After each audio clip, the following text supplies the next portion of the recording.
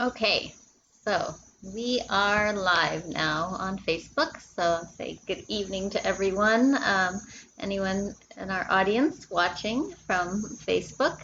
Always a pleasure to have you join us and have your feedback and comments. This is our February's Rhyme and Lime. We do this every last Saturday of the month at 7 o'clock. And always a pleasure to have our poets join us and hear the new poetry every month from local artists, local poets and artists, and those away, abroad, and in the mainland. So happy February, everyone, and looking forward to a wonderful evening. This is also my birthday month, so it's been a month of celebration, and it's a great way to end the month of February with the Rhyme and Lime. So thank you again for everyone who's sharing this evening. I know we have Dito is going to join us, and when he does, I'm going to slip him in first because he had a time, a little bit of a time limit, and then also Khalarni. So I will go ahead and let Khalarni go first here. This is Khalarni Rivers, who's been one of our regulars throughout back when we were live and going virtual. Although it's been a little while, Khalarni, since we've had you here. So thank you for joining us. And I know you were, if you have time, let us know what you're doing at Pistarkle, because I know all of us are interested in what's actually going on in the art world that these days during the pandemic. Hi, everyone. Okay. Yes. Okay. Yes. Yeah. So I have been away for quite a while, but it's always good to be back on the Rhyme and Rhyme platform. So thank you for having me again. Yeah. So we just me and my team just signed the lease for Pistarkle Theater, and we want to just revitalize the space. We want to keep it a community theater and art space. So yeah, in the next few months, you can look forward to seeing full-on plays, concerts, all sorts of like skits and art-related events in the space. Oh, wow. That's great to hear. I didn't know about that. That's really exciting. Great. Yes. And just because I have to ask, and people who are interested, how are you dealing with the space and the pandemic, and how will that work? Well, I mean, we're still figuring out. Social distancing and stuff. Yeah, we definitely have to see what the parameters are around the time when we actually open officially. But of course, yeah, we're gonna be COVID safe when we do. So yeah, right now we're just focusing on getting the space ready and getting our programming together, and then I guess we'll fight that battle when it comes. Yeah. Can I ask, Khalarni, is the space on St. Thomas or St. John's? It's on St. Thomas. Very good. Thank you. Yeah, at the Tiller Gardens. I don't know if you are familiar with. I'm not familiar with St. Thomas, but yeah, that's great. Yeah. It's a cool spot. It's been around for a while. So good to get it back. Yeah. All right. Well, thank you for that. And this evening, if you want to tell us a little about the poem you're going to share or not, and go ahead. Yeah, so this was actually the very first poem that I did at Rhyme and Lime. This is when we were physical in St. John. So this one is called Situationship. It does have a few curse words. Is that fine? That's fine. Just want to. Yeah, I like to keep my my pieces as raw and real as possible. And I guess this poem kind of embodies, I guess, the love situation that a lot of like younger millennials and Generation Z people find themselves.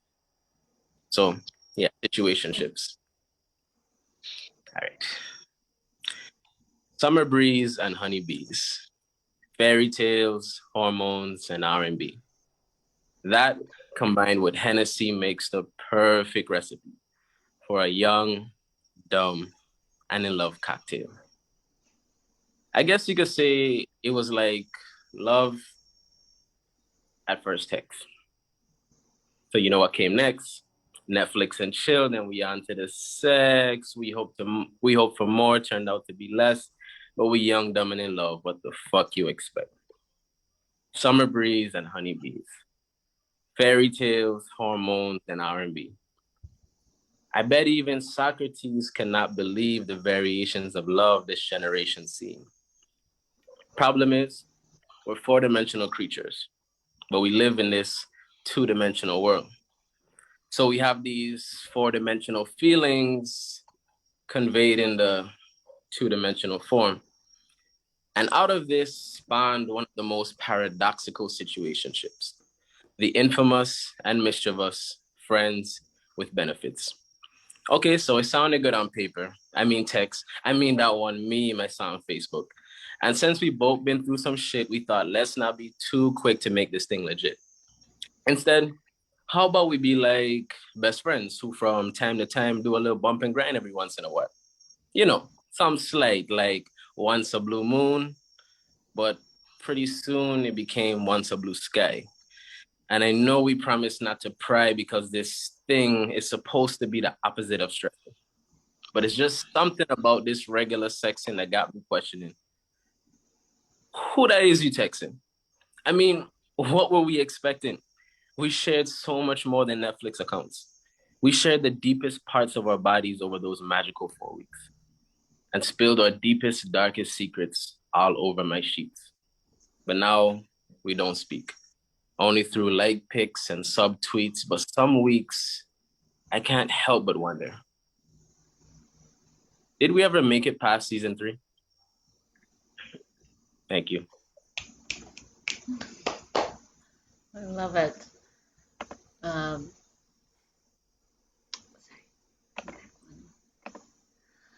Thank you. I cannot forget that poem. Love that poem.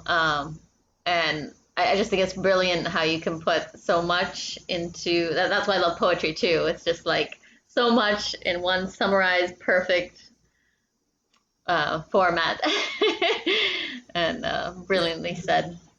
Thank you, Khalarni. I did say since we have just a few poets tonight, everyone's more than welcome to share more than one poem. So if you have another one, Khalarni, you're welcome to share a second one. If not, then thank you again for joining us this evening, even though you were exhausted after your long day. Yes, I do have to go now, but thank you for having me again. Yeah, thanks. Have a good weekend. Thank you. You too. Good night, everyone.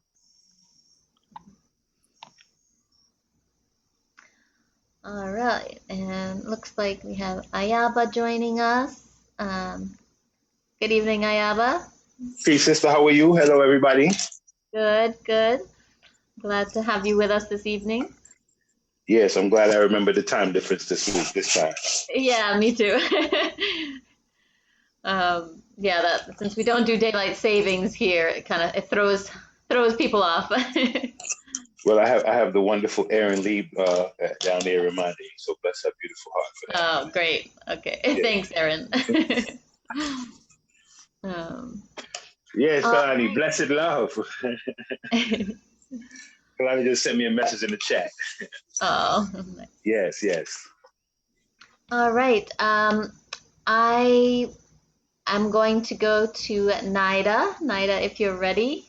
It is so wonderful to have Nyda back with us here at Rhyme and Lime. It's been many, many months. And I think the first one, Nyda, that you tried to attend, we were on a different platform, a different virtual platform. And it was a painful process, and you didn't get to hard. You didn't get to share, and then you never came back, and I felt terrible. I tried to come back, I think, a second time, and then 2020 was hard. we all learned some things and changed some things. I actually do have two, but the first one I want to do is on memories, and then there's a second round, and there's time. I could do the second one. Okay. So I know 2020 was hard for everybody. I got into an 8-month relationship, and I did not write any poetry. A relationship should make you write romantic poetry, and instead it kind of sucked me dry. I ironically enough wrote a bunch of poetry about the other guy, not the guy I was with, so I got process some stuff. But this one is called Memories. Sometimes you meet someone beautiful, but they belong to someone else. The timing is never right. And while the connection is real, it never seems to be. They are always slightly out of reach. And in that moment, you have a choice. Do you hold on to the fantasy of what if, with no assurance that anything will ever come of this fanatical obsession? Or do you simply let go and move on? Thank the universe for allowing you to witness beauty from afar rather than beauty in a jar. We are wild beings not meant to be tamed by the shackles of societal complications, expectations, realities, and bills. We are meant to run barefoot down dirt roads, to swim naked in the open ocean, living off of the land with sun-kissed skin, saltwater hair, mango-stained fingers, and buckets full of fish. How I miss the quiet summers, the simpler times, the days when you could have been mine. I think that piggybacked off of the situationships quite nicely. Yes, indeed. I like that. Beautiful. Uh, well, at least you did get to process some things, as you said. It's been an interesting 2020 for sure. That's for sure. Well, I mean, yeah, I had a child since we last saw each other, so. You have a beautiful baby. That I saw the pictures. That baby is cute. Thanks. Yes, so we do have time for you to share your second poem. So the second one is Get Free. It also, it's a story that they all kind of tell as I was processing this situationship. So the second one is Get Free. Infatuations are a fuck. Those sideways situationships take too much energy. For example, you hurt your own feelings, then have to make up with yourself because you're the only one invested in the relationship. The other person is just a passive participant, a figment, a stand-in, a projection for you to hang your hopes and dreams and ideals on. He says, keep your expectations low because one day I will disappoint you. Younger me would have laughed at it as if it were edgy. Older me sees it as a red flag that it is. You shouldn't hang out with me, he says. I'm trouble, he says. I hurt people, but I'll never hurt you, he claims, with such smolder and conviction. And even though we're surrounded by people on this moonlit night, it's like we're the only people alive. Lord, if my teenage vampire-obsessed self didn't swoon, I swear Stephanie Myers is in the bushes taking notes. So I bit him because I needed to know if he was real. And while he tasted like clean, fresh trouble and the promise of rumpled, fresh linen sheets and lazy summer afternoons watching a beach sunset and beer, I walked away. I walked away. Why the fuck? I should have hit that. I didn't hit that. I still want to hit that. I might, but you see, trouble always leads to pain and complications and miscommunications and the drama. And for once, I didn't want to share love. I wanted someone that was real, someone that was mine. And as I stared at my reflection, trying to find the parts of me that attracted these half loves, as if we were a stain or a mark I could just wash off, some taint to my being that I could easily remove or hide with bleach and hair dye, I realized that only true love I needed could never come from anyone else. If validation and acceptance were what I truly craved, I first had to forgive myself for thinking anyone else not living my life could give it to me. So I reached in, I dug deep, I chose me, I walked away. I'm doing the work. I don't need to be saved. I don't need you to choose me. I am no longer a fragment in search of another to complete the puzzle.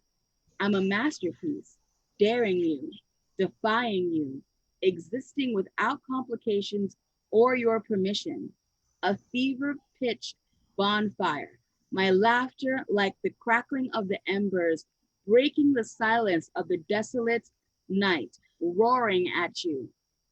Get free. Ooh. Girl, I felt that one. That was good. Get it out. I love poetry and this release and poetic. Like you just like I want to go in the ocean and take a swim now in the moonlight. In the full moon. Yeah. Love it. It was beautiful. Thank you for letting me share as always. Yeah. I hope you can come back next month. We have missed you greatly. Thanks, Nyda. Next, I will go to Thomas Lynch. Welcome. Thanks, Jamaica. I'll tell you, I think it's a cold shower I need at Nyda after you and Khalarni reading. For an old fart like me, it's really nice to hear that poetry. So I wish I had some good poetry to match it, but I was thinking this week about being on St. John's last year and how I got I was out hiking at Francis Bay and fell in with a crowd of wild donkeys. And it put me in mind of donkeys that I keep at a small house I have in the west of Ireland that I inherited from family. And so years ago, when I was supposed to be doing something else, I decided to write a longish poem called The Names of Donkeys. And because we have time tonight, I'm going to read bits of it. I might get tired of it and quit halfway through, but I'm tired of it. I want to get to the love part between the two donkeys that were my originals, Charles and Camilla. They were named for the lovebirds on the neighboring island. And so anyway, this is called the Names of Donkeys. Truth told, I got the first one for the long, to keep the haggard shorn, an idyllic notion, nature taking care of nature naturally, a daft Arcadian's nature ignorance. Still, it's a farming townland, grass is fodder here, the year-long traffic is in pasturage, round bales, heaps and silage, feed is everything. Where there's dung, there's money, P.J. Roach once said, mucking out the cabins where he keeps his cows all winter before he built the massive slatted house that lets the slurry ooze through spaces in the floor into a tank that's emptied twice a year. There's fierce growth and greening in it, so it wouldn't do to have a little more. This patch of West Clare is not a city lot or subdivision parcel, not at all. This cottage is my people's first freehold, a shelter fashioned out of thatch and stone against the rising, damp, god-awful elements. That's the ocean noising over those high fields. The Pike's mouth of the Shannon's just a walk. On this peninsula, we are surrounded. Grass and ground are holy, thus the donkeys. Of course, I called it Charles from the start after the prince. I couldn't help myself. I love the little dagger of contempt tucked into the warm cloak of celebration in every deference and intimation of darker purposes or metaphor. In Charlie's case, it was the ears, of course, the piebald prepossession, its upright bearing, that bonny, if at times buffoonish look as if it knew how ridiculous it is. The planet, the humans, the other animals, we're all pretending, always falling short, always aspiring to something that we're not.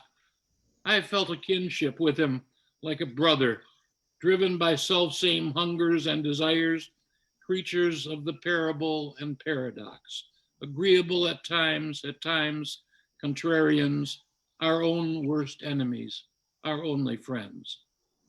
I'd watch him at his duties in the yard, gobbling the green sword and geography, shitting, sleeping, staring at a wall, content by all appearances, serene, bearing his crosses, keeping his own counsel, much as I figured I myself was doing. It took a while before he'd let me touch him. The bucket of oats, the sup of water, the dumbly standing by while he was at it. These were the tools by which I gained his trust. In his own time, he'd let me brush him and take the nipper to his growth of hooves. One day for sport, P.J. Roach was up and on him, grabbing on his mane, his legs tucked round him, racing down the field. He was so fast. We knew we'd chance him in the local derbies and made his racing name the Moveen Lad. He ran in Cross and Dunbeg and Kilkee and finished in the money every time, although the first place cup eluded him. In Carrigaholt, we thought he took the prize, but the guard, Charlie Colleen, said John McMahon's breedy Spanish ass won by a nose. It was more than he could manage, I suppose, to have his donkey namesake win the prize. I called them as I see 'em's what he said. Same as ourselves, I told him, smiling. Then into Morrissey's for pints around, figuring and refiguring accounts. We made out Charlie got it either way. It was the braying, that unholy yawp. It would wake the sleeping neighbors and the dead, so full of primal vocatives. I thought some vexations left him crazed and overwrought, and wondered what it was until I spied the length of mighty throbbing member. Christ, I said to myself, I see now, yes, of course, and promised that I'd find him some consort. I watched the want ads in the Champion, the Farmer's Journal, and the Buy and Sell. I went to fairs in Innis and Kilrush. I asked around, I made a couple calls, surely by Christmas, I told him, but no such luck. All winter, the mad anxious roaring rose out of the old cow cabins. PJ's turned into 3 fine stable stalls and stable yard. We built a huge corral for training horses, a syndicate we called Roach's Stables because PJ had the gift bred in the bone, and I, a here today and gone tomorrow Yank, wanted shelter for himself when I was gone. That April in the Champion we saw fine piebald donkey, filly, 2 years old. We quibbled at the cost, but brought her home. And when I first clapped eyes on her, I saw what Michael Morgan meant when he said fine, because she was so fetching, a small, lithe fish among thick animals, well worth her price. And to see them, Charles and Camilla, as you will forgive, I could not help but call her, because those nuptials were in the news, that and the pompous death and funeral, but to see them together in the yard, the gratitude and rapture in his eyes, her reticence at first, and then the signs by which she signaled she would not refuse him. Mighty nature, P.J. Roach once called it, the mystery by which 2 separate things become one thing to make somehow another. And there it was, not quite the full year later, one morning there in miniature, a creature out in the haggard, shining and piebald with its mother's ears, the body of a hare, shivering, suckling, standing upright there, as if the lesser beast made up its retinue. It had this oafish, over-eager look, a little swagger and a boyish grin, and so I called him George W. This goes on for a while, and we get to the birth of Hillary, but it gets a little bit too long, and it accounts for Charles's wins in the derbies that he ran in, and the rest of it. And finally, there's another one. I'll read 2 more verses of this, and then I'll finish it, but I thank you for your patience. Okay. This comes to a sad part of Charles's biography when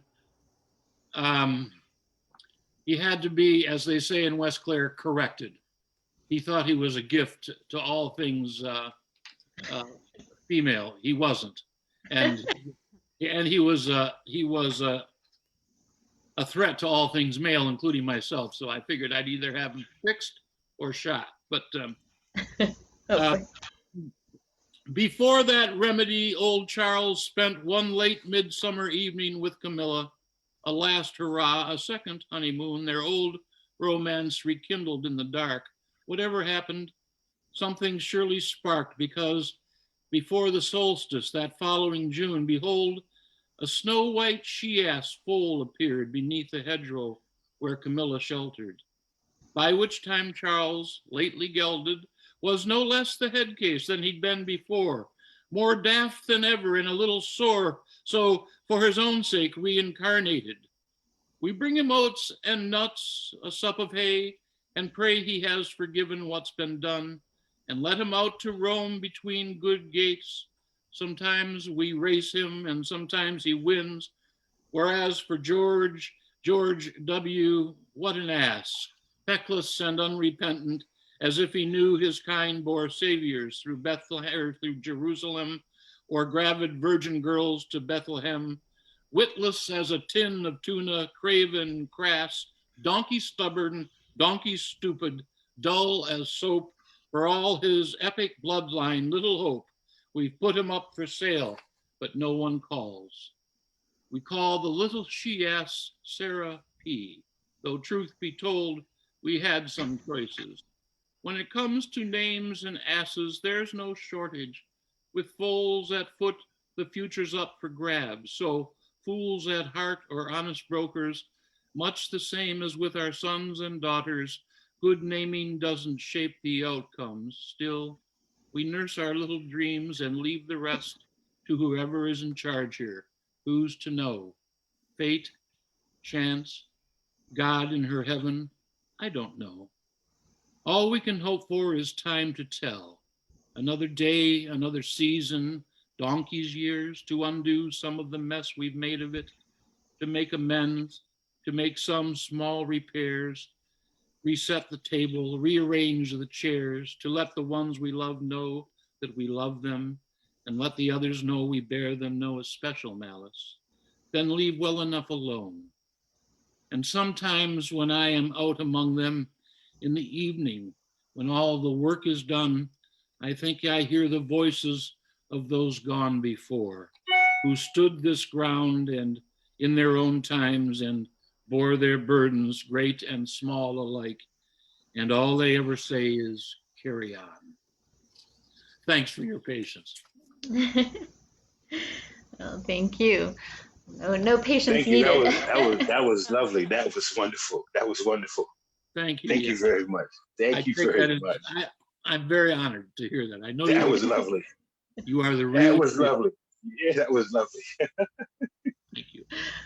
I especially, it's perfect because you know, as you mentioned, on St. John we have a lot of donkeys as well, and being, you know, growing up here, I've become accustomed to donkeys, going around the donkeys, seeing them every morning. But I have a 5-year-old son, and he is not tired of the donkeys, and every single time there's still this, you know, amazing, exciting thing that I have to stop and, like a tourist, pull over so he can pet the donkeys and feed them. Now living in Coral Bay is where all the donkeys are, and on my road, the majority of the donkeys, we'll see 4, 6, 8 donkeys sometimes on the road here, and it's, yeah. So your poem is perfect, because it's I should start giving them my own names, because I think I'll enjoy it a lot more that way. As you said, there is no, what is it, of names and asses, there is no shortage. I love it. Thank you, Tom. Always a pleasure to have you join us and be a regular. Raven, are you ready? Yep. Okay, Can you hear me okay? I'm working with a different pair of headphones. Yep, we can hear you good. Great. I guess kind of keeping with the energy we had earlier, relationships, situationships. I'm not sure if I've done this one before, but Wait, sorry, relationships and asses is the theme of the night. Okay, relationships and asses. Got you. This one is called Love Too Soon. You got a watch I can borrow? I'm so careless with my things. My whole being is that of give and loss, and it didn't even cross my mind that I should have warned you before we started to talk. Should have talked myself into taking the time to rest and recoup, but instead I'm trying to take up all of you. I'm tearing down walls you never asked me to break, I'm breaking my rules and my heart, hanging on to words not meant to be kept. I've wept over the milk that I spilled when I tripped and fell head over heels. And it's all because my timing was off. So can I please get that watch? Honestly, I kind of want. I've done this one before, but I don't know. This one's kind of grown on me. I said I was gonna change the title, but I changed my mind. I'm gonna do "Stop Fucking Ghosting Me" again. So I say think it again. it's the title of this one. This next one is "Stop Fucking Ghosting Me." Yes.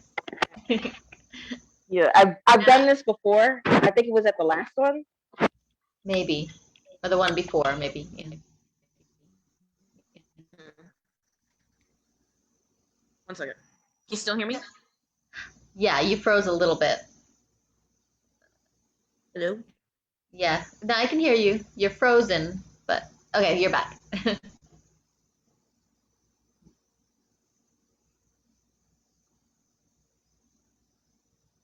See, Raven?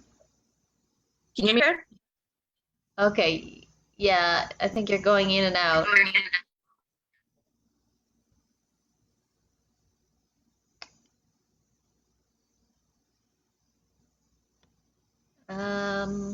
I don't know if you want to try signing out and signing back in or changing something, but okay, there we go.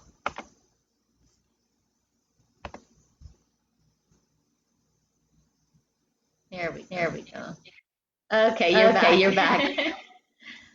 I'm hearing some feedback. I'm not sure if anyone else is. Raven, can we hear you? I can hear you. Can you hear me?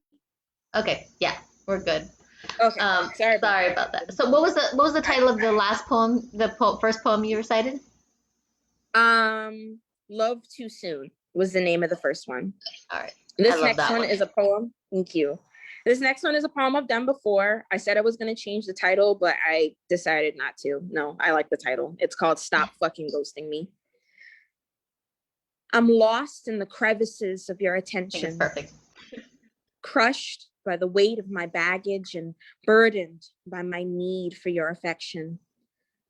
Cast aside and pining, I'm confined by the limits of your patience. So I pace my floor, praying that you'll find your phone and feed my fixation. I don't mean to be so needy. I'm just not sure if my needs are being met or if I'm just being greedy. Balance is a concept that escapes me. I callously ignore what I know and abuse my own soul as if maybe I hate me. How could I not? I'm a basket case with no bottom. I'm a thorny rose in full blossom. I fill others when my well is empty. I pour salt in wounds I should lick. I like men I should leave alone before they leave me, like you left me unseen. We still have time. I have like one or two others I could do. Yes, we do have time. I'd love to hear them. And I do love that line. I'm a basket case with no bottom. It's one of my favorite. And the poem. I can definitely relate. Thank you. This is one that I actually did for an English class. We were going through a sonnet and we had to pick a line that we liked and then just kind of work off of that one line and write our own sonnets. So this one's called On a Line from Adamizio. Since there's no help, come let us kiss and part. I know your heart better than you may have guessed. Like a nose knows the scent of roses and your lips know the taste of a rich Pinot. My knowledge of romance knows no bounds, so there's no way you could refuse me. And since I know you like I do, I know you'd like to know me in every sense of the word, like no one else has, like no one else will.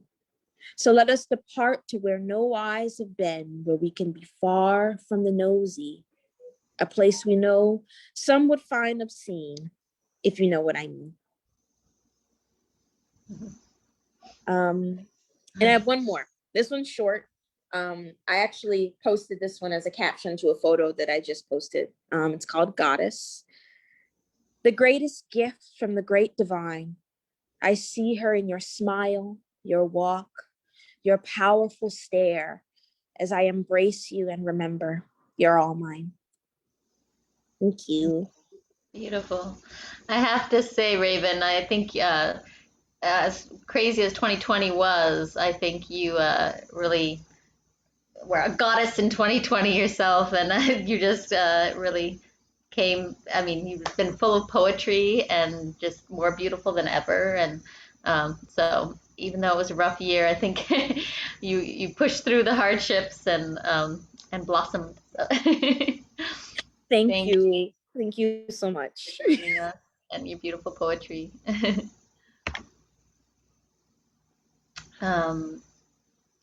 I am going to, before we go to before we go to Iyaba, I just have to say he's over there painting as we're all reciting our poetry, and I love this. I think we should just have him here all the time, whether he recites or not, just painting in the background. I love it. But I'm gonna do a quick little not intermission, but I'm gonna introduce Laura here, who's joining us tonight, Laura Strickling. And Laura had reached out to me recently, wanting to connect with local poets, and I'm going to kind of let her speak more on that and something that she's working on. So please welcome Laura. Good night. I'm Laura Strickling, and I live in St. Thomas for the last 7 years, and I'm an opera singer. And a lot of what I do in my career is singing poetry. And so I've just kind of been singing words that matter to me, and I hope that will matter to other people. And I spent a lot of time researching poetry, and it just occurred to me recently that I really want to be collaborating in where I live with people around me, and so I would love to just connect with poets in the area and connect poets with composers, because most of the composers I work with respond to the words they read musically, and then I can take that response and I can create art off of that response. So it's this wonderful circle of art inspiring art, much like Iyaba is doing with his painting right now as he listens to you. And so I wrote Jamaica because I just didn't know who was writing poetry in the area, and I wanted to see if she could connect me with people. So I have a website, www.laurastrickling.com, and my email address is there, and I just love to connect with people. I'd love to read what you're writing. I get very excited about poetry, and so if it's just to share your poems with me so I can have a great read, I would love that too. Well, wonderful. Yeah, it's great to combine all of the arts, like you said. We have the opera and poetry and painting, and we have another local poet, a St. Jonian, who he couldn't join us tonight, but next time we're hoping to bring in his photography. So he's a poet and a photographer, and we wanted to share his photography along with his poetry in the same setting. So I love that. So basically, what you're interested in doing is collaborating with a poet to turn their work together to have a piece of their poetry turned into a song that you would sing as an opera singer. And composers, possibly some in this area and some possibly stateside, just depends on. I really feel like it has to kind of work for everybody, right? Mm-hmm. The composer has to be struck by words and then create a musical response. So sometimes I can't exactly manufacture every element of it, but I can make connections, and I can hope that collaborations can exist and can happen when two pieces intersect. So yeah. And is there any timeline for this? Any deadline?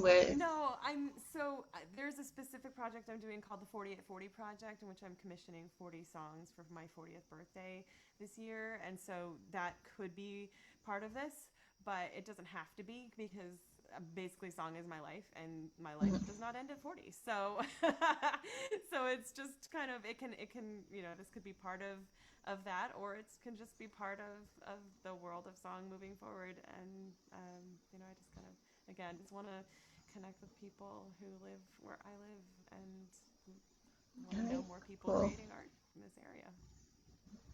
All right, wonderful. Yeah, so any of our poets here tonight, Nyda or Raven, if you're interested, and I can send you her email address and connect you guys that way, so you guys can speak more if it's something that you'd be interested in doing.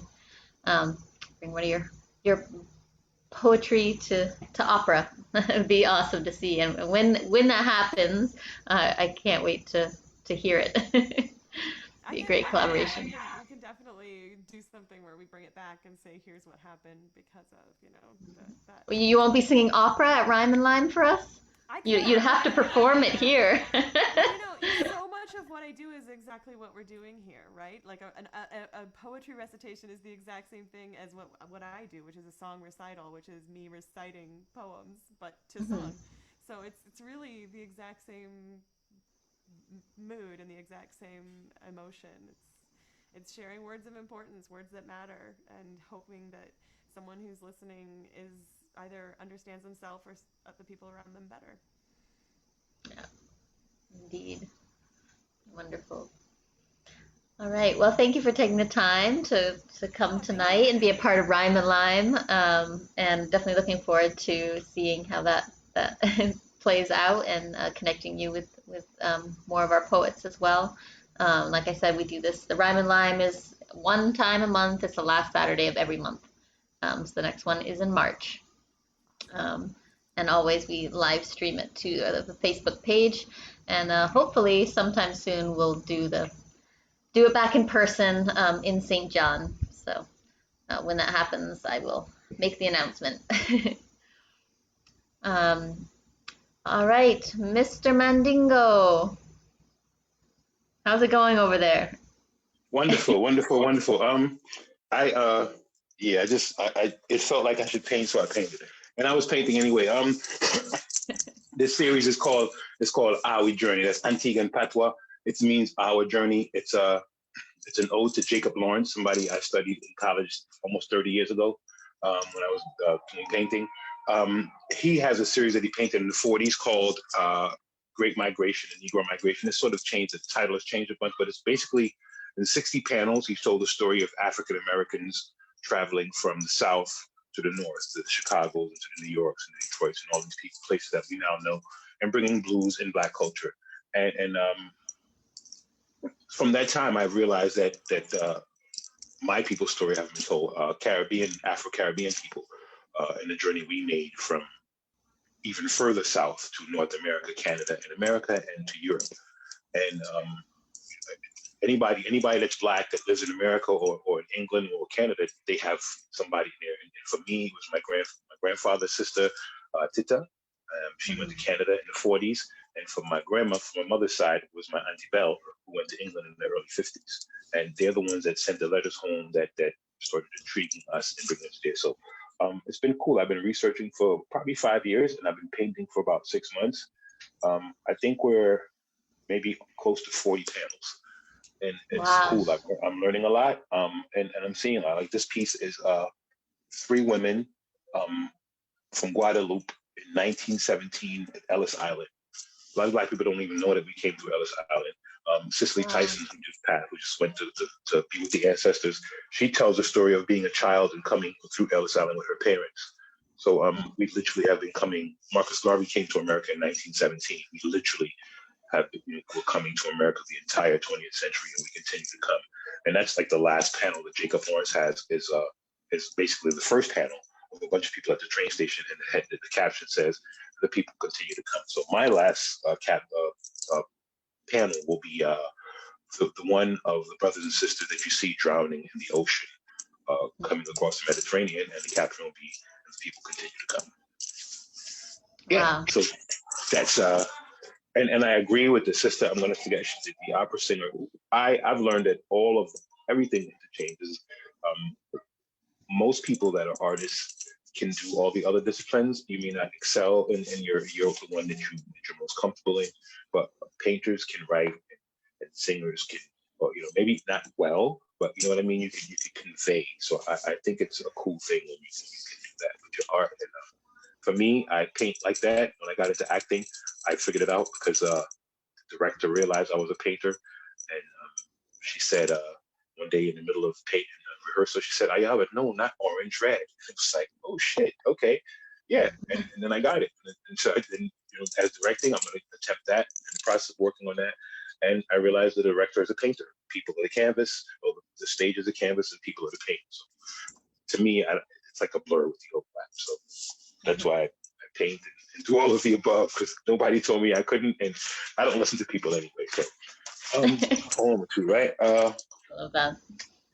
A poem or two. Let me see. How much time do I have? You have as much time. We actually have. What do we have? Oh, yeah. Well, there is no deadline on tonight's show. Cool. But... All right, cool. So I'll do a couple pieces. Can I ask you one thing? I always start the same way. Old people, people who in my bloodline who were artists and had to be tailors and seamstresses and cooks and farmers because couldn't be black and be somebody or poet or painter in the Caribbean. So I feel an ode to them to always remember that this didn't just drop out of the sky on me. It's in my bloodline. Mm-hmm. And I live in a time when I could say I'm a poet and a painter, and so I do. Yeah, that's a beautiful thing. He sits to me like a tired old warrior contemplating his youth, of battles lost and won and of his search for truth. Imagining myself as him and traveling back in time to see America in technicolored black and white. And Ku Klux Klan burned crosses in the night in response to our black demands were mute, and southern magnolias were dead, castrated, peculiar fruit. When Jim Crow sign showed us a water fountain, and before Martin Luther climbed his mountains. Through all of this and countless more, walked this old man who sits next door, with skin so full of melanin, the South must have been rough for him. He must have swallowed all his pride to take American stride and still be here at 86. In spite of all the stones and sticks they used to try to break our bones and Hoover's tax on Huey's phones and all the blood that spilled and run from US manufactured guns and all the lying presidents and all the time they raised the rent and all the blacks to war they sent to die for them and all the sellout niggas who lie for them. Through all of this old man walked and still to sit and hear him talk. His strength remains, his pride remains, his love remains, his stride remains. He died this year, but I will not forget. And I haven't forgotten you, mother dear. The wailing of your cries that lived within my ears. I haven't forgotten the way it felt to only have your child for a while and fear the auctioneer becoming human steer. I remember your womanhood. You could pick 50 sachets of cotton, I haven't forgotten. You could face the whip, 3 months within a ship, founding fathers invading hips, stealing your sons and daughters away. Today, tomorrow, African names become Smith, and black people seem to love it at the willing to sit and watch them colonize you, imperialize you, globalize you, and Tarzan movie trivialize you. With the warmness of your tropical womb, I still remember sucking raw melanin in your breasts, Mount Kilimanjaro's peaks, my cheekbones, black skin, nose, and lips survived the ships and whips and founding fathers invading hips. So they see both of your faces today too. I'll make them remember what they did to you.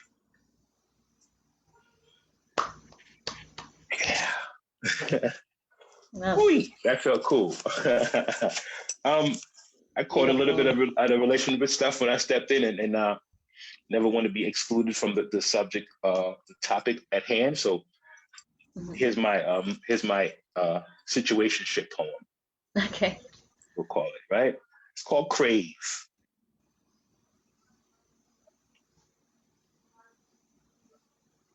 When you crave her hard enough to taste the arch in her spine on the tip of your mind, clear as the moment you knew she would own a space inside of you forever. Heard in the braille of a scream, in the moment of an absolute trust, carnal lust against the rhythm of a stroke, against the rhythm of a wanting, hot as an equator morning, sweat against the taunt of flesh, sweet against the want of flesh, clear as the moment you knew you would crave her for always. Cool. Lovely one. Cool. This is on the next page. She left the taste of purple on my tongue, there with bitter and sweet meat. And now I feel her every time I swallow.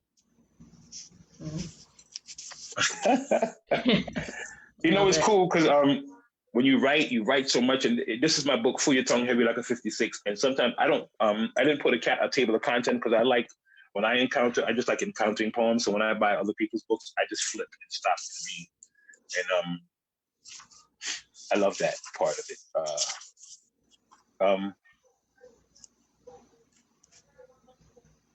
Last night it rained, hard, constant, splashing off of walls and roofs, flowing through crevices and over barriers, creating a bouncing, grinding, penetrating melody of her and me, weeing, ussing, remembering Caribbean days when raindrops bouncing off galvanized roofs played the background melody to nights of tropical love, making sweat that fell and we remembered, like raindrops wet on the tip of my memory.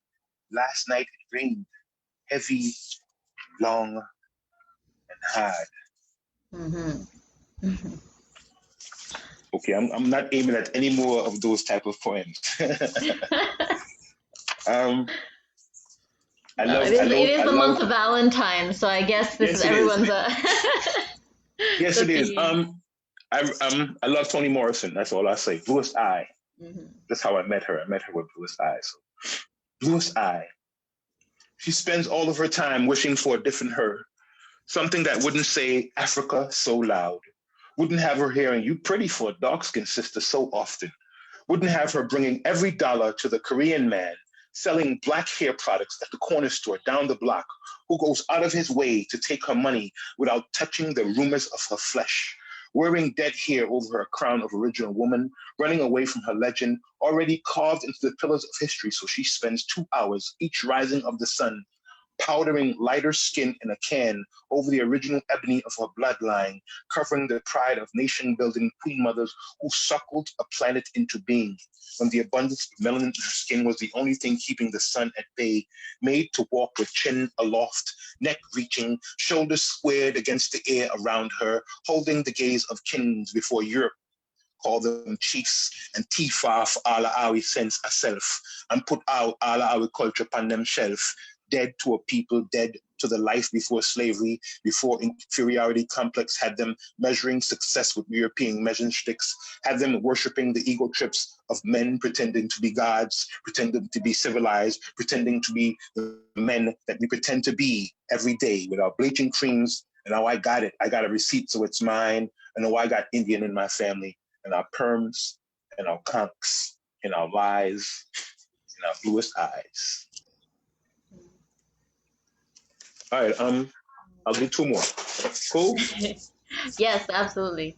All right, I feel Trees is probably one of my favorite poems, so I'll do Trees. Trees is about Mississippi and Louisiana. Trying to tell my brother, listen what I say, hey. Don't go down that way, they'll swing you from a tree. Listen to me, brother, don't you go down that way. They'll swing you from a tree today. Listen, my brother, to what I'm trying to say. Whoa, yeah, they planning to swing you from a tree today. Mm-hmm. Mm-hmm. Mm-hmm. Mm-hmm. Mm-hmm. Mm-hmm. Mm-hmm. Mm-hmm. Mm-hmm. Yeah. Oh, Lord. Yeah. Mm-hmm. Mm-hmm. Mm-hmm.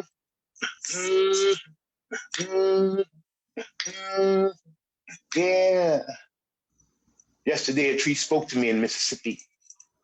She beckoned me to her softly, wanting no one to hear horrid tales of bearing strange fruit, her truth. She'd always tried to hide behind the other trees by pulling in her limbs and leaves when they came, but that never made them leave her alone. Instead, she'd moan as they dragged another screaming body to her trunk. Bending over, she showed me the limb they would choose to hang the noose and cried a sticky sap as she placed the tortured limb into my lap so I could see the gash left in her skin from being abused again and again to lynch black men. Sticky sap just on my face as she recalled the horrifying screams that haunted her dreams at night and how the victims fought the choking rope, choking hope away with hate, suffocating future dreams, asphyxiating life away with tar and feathered flames. And sticky sap just all over me as she recalled the smell of chewing tobacco and gasoline and fear and hatred and burning flesh and laughter, mocking laughter, inhuman, indifferent laughter that floated up to her upper limbs, blocking them from the sun, causing her leaves to wither and fall to the ground where her leaves roamed, her roots moaned in guilty agony. See, she felt guilty. Guilty for being an accomplice to murder and torture, and now sticky sap poured from every pore of that tree onto me, and I had to hug that tree so she could see that their hate was never hers in my eyes. I never blamed you for the hate of savages who used your limbs to perpetrate their cowardice. I never blamed you. We never blamed you. They never blamed you, those brothers and sisters who swung from your limbs. So don't cry, my sister tree. You know the fear and share the agony of not knowing when or how to run from this American hate. Mm-hmm. Mm-hmm. Mm-hmm. And this piece is this is my signature piece. This piece I'm taking around the planet. It's taking me around the planet, and I love this piece. And sadly, it's still current, even though I wrote it when Malik, my eldest son, was 10, and his brother Atiba was 5, and their brother Kofi was 4. And now they're 32 and 26 and 25. I'm still scared shitless. Goes like this.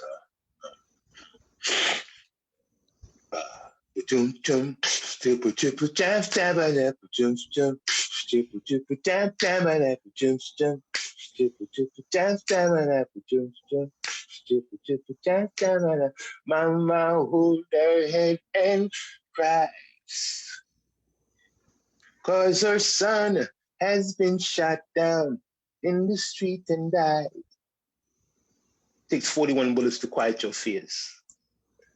41 times for your goosebump ears. 41 times I grew in your eyes. 41 times to shrink me to size. 41 times you thought you saw a gun. 41 times I didn't try to run. 41 times in big mouth Rudy can say 41 times the grand jury should lead the way.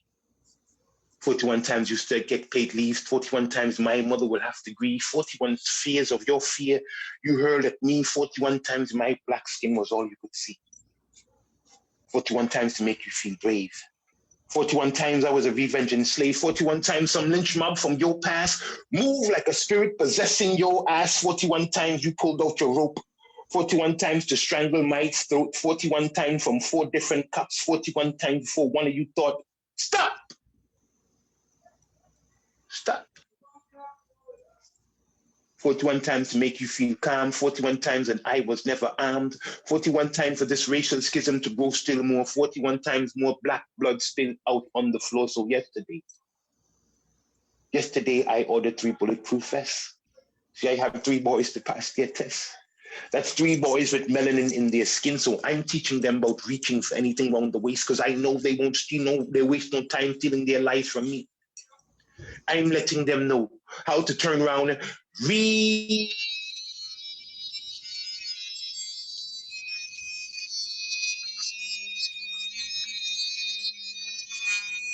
Slow so you can know it's not a gun you see and send them home alive to me.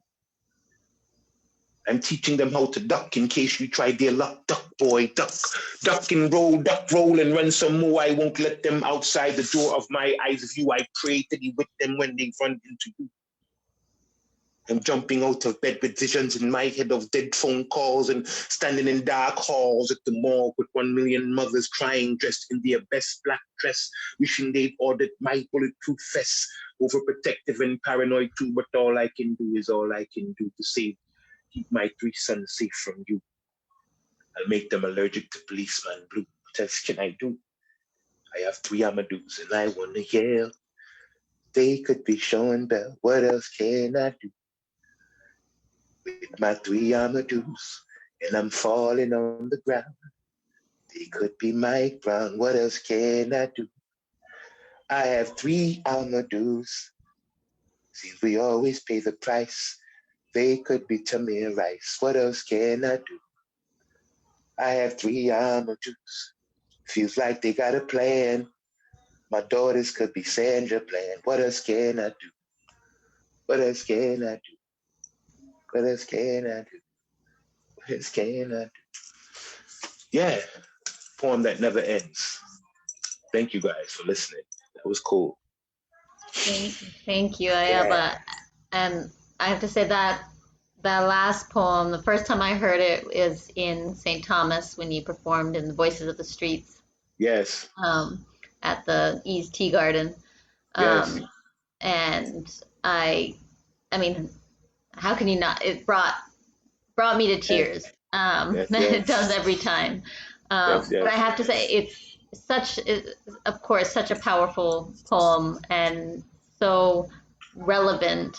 And when I first heard it, it was when was it? I think it was fall of 2019. Yes. And then we went through 2020, and your poem, I kept thinking about it because I'm like, you had mentioned the same thing, and it's just crazy. Man. Yeah, man. We're still dealing with the same. I still haven't watched that George Floyd thing. I haven't watched George Floyd. I can't. I have grandchildren. I can't. My sons. When at that age, I could tell them go upstairs, go to your room. No, you can't go outside. Nick lives in Chicago. He's 6'5", and he's very, very proud. He's a mixed race child, and he's very proud of his blackness, and he stands firm in that, and he scares me for that. Atiba is a proud homosexual man. He's 26 years old, and he's very outspoken. So he looks like me exactly. So I'm scared for him. And Kofi is me. He's actually born 3 or 4 days before me, so he literally is me.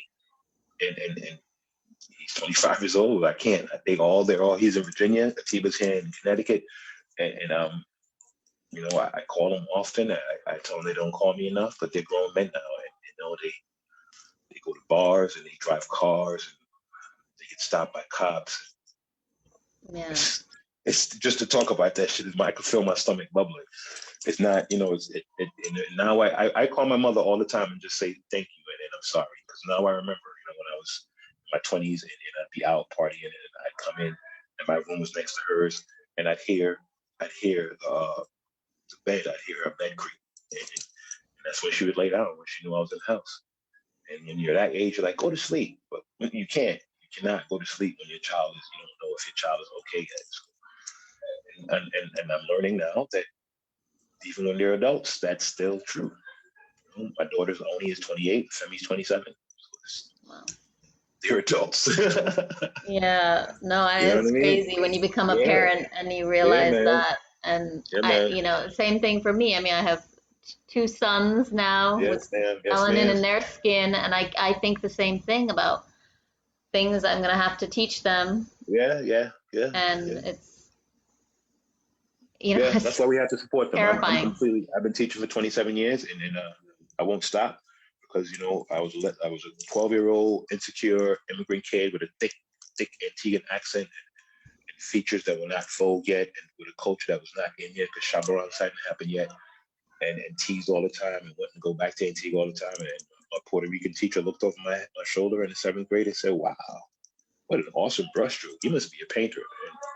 And here I am. You know what I'm saying? So I always remember that, and I always feel like it's my duty to make sure that I've either met that child or I will one day, and they won't become a stereotype of themselves. You know what I'm saying? They'll break through the ceiling and push all of this shit over and invent themselves in spite of. Yeah, Mrs. absolutely. Sepulveda, who's now my friend, is grown man. I still call him Mrs. Sepulveda. He still tries to get me to call him David. I'm like, sorry, Mrs. Sepulveda, you're still my seventh grade art teacher. So, but we're friends now. We hang out and have drinks at the bar. So, yeah, cool. Thank you all very Well, much. yeah, thank you so much for that. That was really a journey you just took us on, and Thank you. appreciate it That was so good for much. me. I haven't been on the stage, man. So I'm feeling. I'm Yeah. literally feeling. Yeah, I'm fiending to be on stage. Fiending to be on stage. It's my job. So thank you for that. Yeah, well, we'd love to have you come back to the I will, as Virgin long as you Islands remind me. sometimes As long as you, and perform. as soon as I'm actually planning something, I'm planning to be down there next month. Don't tell anybody. But Oh, okay. I'm gearing myself to be down there, and I hope that we can do some stuff outside because I love Yeah. performing outside. So yeah, I will definitely keep you in the loop. All right, yeah, and that might be inspiration to have Rhyme and Lime live at the gallery next month then. Yes, y'all. That would be awesome sauce. That would be cool. That would give me even more reason to book a flight. No. And I need to come check on my uncle anyway. My uncle's in St. Croix. I need to come check on him. Okay, for sure. Yeah. All right. Cool. All right, Iyaba, thank you, and Thank y'all. have a wonderful evening, and yeah, I have your book here. Yes. Share it with everybody. So thank you. And like you said, with any of the with books of poetry, it's almost like a Chinese fortune cookie. Yeah, For man. me, where I'll pick on a random day. I'll just be like, okay, what am I meant to see today? And I just like Yes. flip a page, look at it, and say, okay, I'm meant to read this today. Yes, that's a lot more fun for me. Yeah. It is. And I enjoy the poetry and the sister with the opera. When I'm down there, we'll pretend that I'm there, and I'd love to do something because my mother's an opera singer, and I think the melt is sexy. I think the melt is. Your mom's an opera singer. Yes, she is. What did she sing? What did she sing? She's an opera singer who had a child at 19 and came to America at 30 and never pursued it beyond finally hooking her up with Melba Moore, and she toured with the McDonald's choir, gospel choir, for a while singing. But another reason that I don't stop because unrequited dreams suck.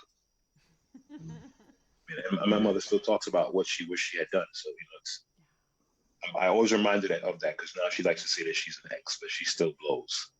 And so I love opera because of her, and I would love to see what happens with this. Yeah. Hopefully get down. Give a little slice. I friended you on Facebook. Let's connect. Cool.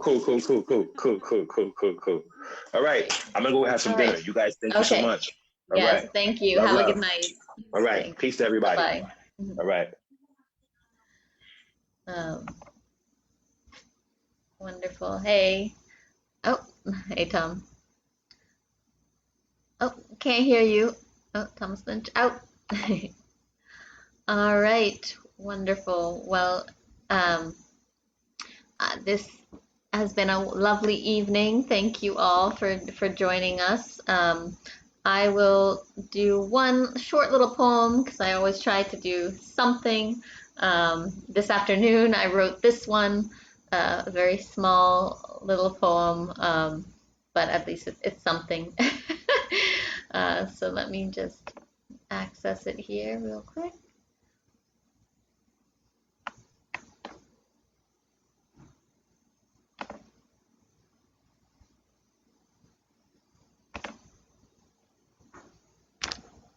All right.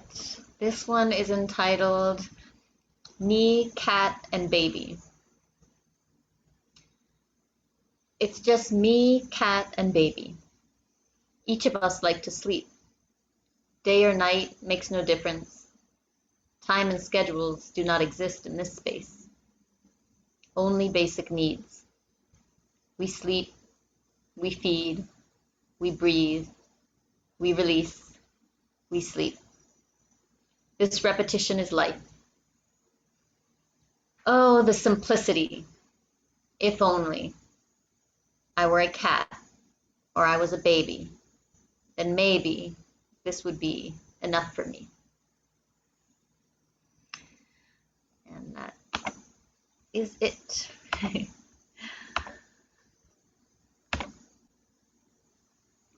So Thank you all once again. Thank you for the poets this evening and for any audience watching. Hope you have a lovely last day of the month tomorrow and a good March next month. And hopefully we will see you again at the last Saturday of March. Have a good evening, everyone. Bye-bye.